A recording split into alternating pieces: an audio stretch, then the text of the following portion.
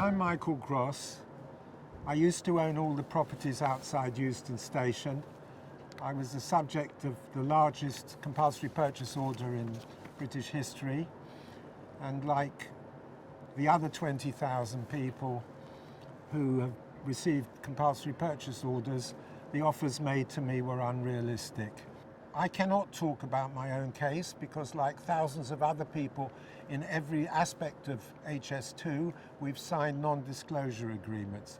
However, I made sure that that non-disclosure agreement did not cover the wider issues attached to HS2. And it is those issues that I want to address to members of Parliament and, for that matter, members of the House of Lords, in order that they should attend the debate which was forced, and I repeat that, forced on the government by signatures of 150,000 people. When HS2 was announced as a project by Lord Adonis in the Labour government in 2008,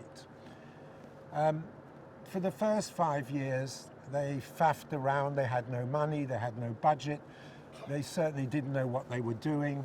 And then in 2012, Sir Philip Rutman became the permanent secretary, and they moved towards the first piece of legislation to extract huge amounts of money from the public purse. They had two ways of trying to do this, the right way and the wrong way. And they're both pretty obviously right and wrong. The right way was very, very easy. It de-risked the public purse. It provided a multiple, independent, with responsibility, ways of estimating the viability and the cost of this. And that would have been to organise a competitive, I underline that word, design and build tender amongst the 8 countries that have already achieved and completed high-speed networks. Those countries were France, Italy, Spain, Germany, the Netherlands, Saudi Arabia, and most of all China and Japan. But of course, Sir Philip Rutman didn't want to do that. Between 2008 and 2013, they spent £50,000 or £60,000 with CBRE, who got some of their junior people to do a back of the envelope estimate without visiting the properties, without including the majority of the properties, and they came up with a figure of 1.8. CBRE expressly denied any responsibility for this estimate. So if the authors of the estimate wouldn't take responsibility, why should anybody take it seriously? And then they started a process whereby the people in the consultancy and in the supply chain became civil servants, a lot of them, including most of the chief executives and including the partners in Deloitte's property, or one of the partners in the Deloitte's property team, who was first seconded to HS2 and then took over as the head of property acquisition and CPO. And again, I'm speaking on property. So he was fully aware that the figures that were being used were inadequate. However, they hired 2 people to firm up on those figures, and one of them brought in Deloitte to help him prepare a report. That report basically said HS2 has no ability even to estimate the figure. That report was ordered shredded by Oliver Bain, a senior ex-Treasury and now HS2 civil servant. And the people who wanted to present the real figure, which by that time was in the region of 5 billion, were sacked half an hour before they were due to present. You want to know who knew about all of this? Everybody.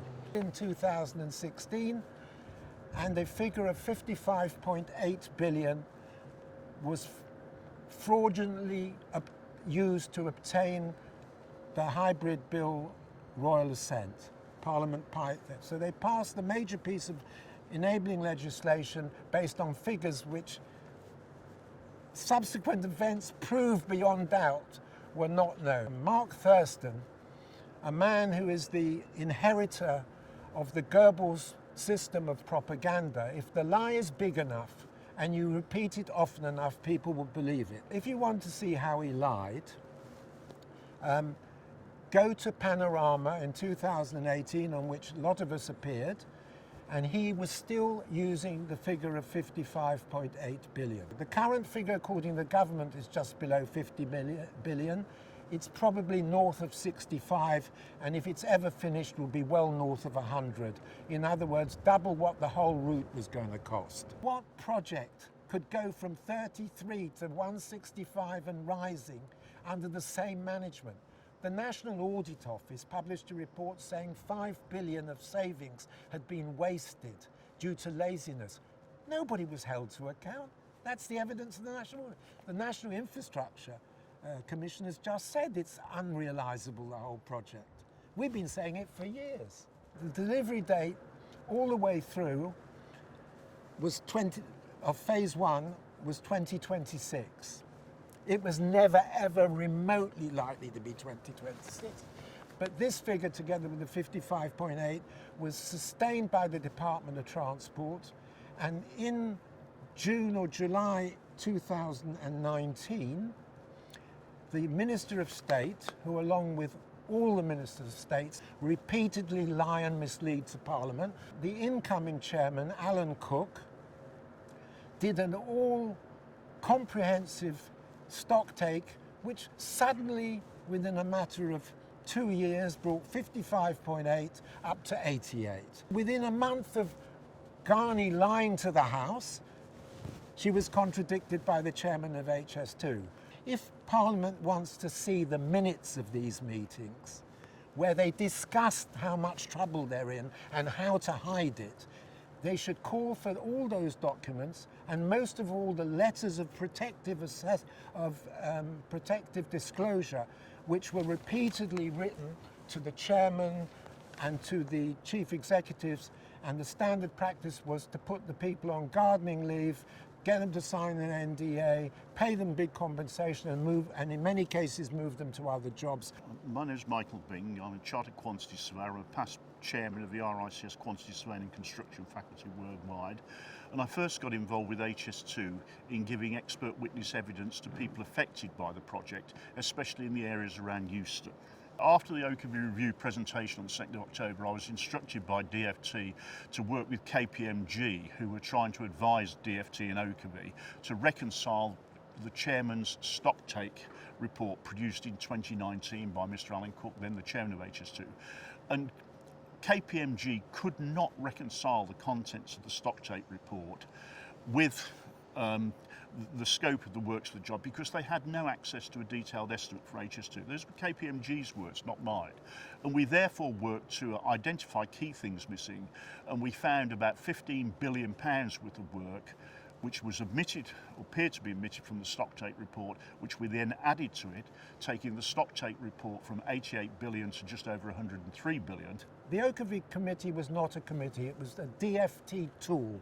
They would not take evidence from anybody outside HS2 or the DFT. There has never been any sort of estimate of profit and loss if and when this project is completed.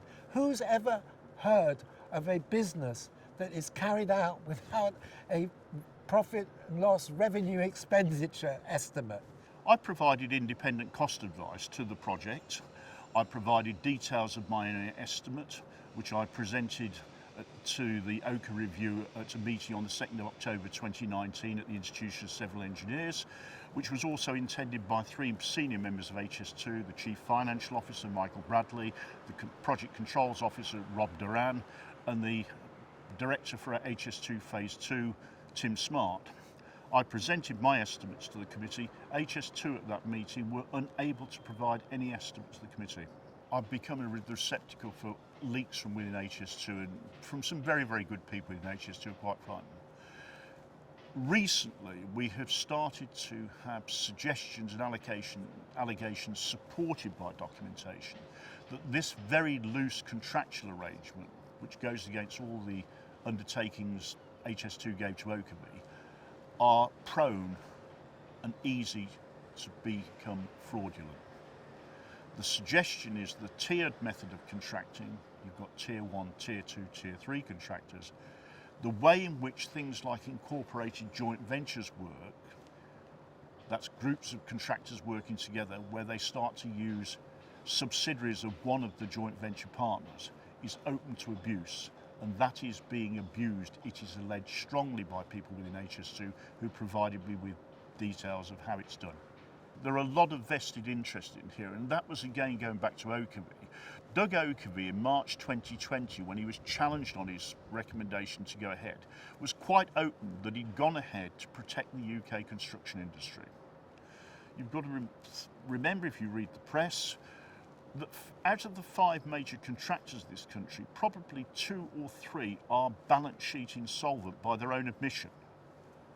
Balfour Beatty lost £23 million this year. Kia have openly said that without HS2 they would be insolvent, they would be in receivership. So the project went ahead to basically protect the construction industry, not to deliver a railway project. There is no railway project in this country that's ever not been massively subsidised. If Mark Thurston was telling the truth, which he never does, those subsidies would amount to 5 or 6 times the capital cost. So we're talking in trillions, not in hundreds of billions by the time this is finished. Practically it won't work because you cannot get into Euston from Old Oak Common coming under Park Village East. There is a possible solution if you went to the top of the hill at Queen's Park, but there you would probably make better use of the existing throat and the existing platforms to make use of the 18 platforms there at the moment. The problem then becomes as to how you treat Network Rail, because it isn't commonly understood that in the proposals originally laid before Parliament for Phase 1, HS2 proposed only to build one half of the station. It ignored the Network Rail requirement for the other half. And when you start looking at Network Rail's requirements and HS2's together, Euston becomes a Gordian knot. You can't actually do it. It's as simple as that. You can't get all the things in as planned at the moment. Certainly, if HS2 insisted on it wanted 18 trains an hour in and out. Believe me, we've gone through every official channel it's possible to go through. Meg Hillier has played a major role in ensuring that this hopeless, hapless and fraudulent project is continued by conspiring to prevent evidence of a damaging nature being presented to her committee. Why would an oversight committee refuse to oversee? Hugh Merriman, the chairman of the Transport Committee, is equally culpable. He didn't want to allow any evidence that would have shown the truth. They repeatedly interviewed Thurston, Bernadette Kelly, who followed Sir Philip Ruttman and who's equally culpable for all of this. And she has to be removed from office along with perhaps up to 100 senior civil servants in the Department of Transport and possibly in the Treasury too. So that, as I said, the evidence is largely in the public domain. But Parliament can subpoena people, subpoena the contractors. If I can know about them, you could have known about them a long time ago. You haven't wanted to know about them. That's the whole point. One of the most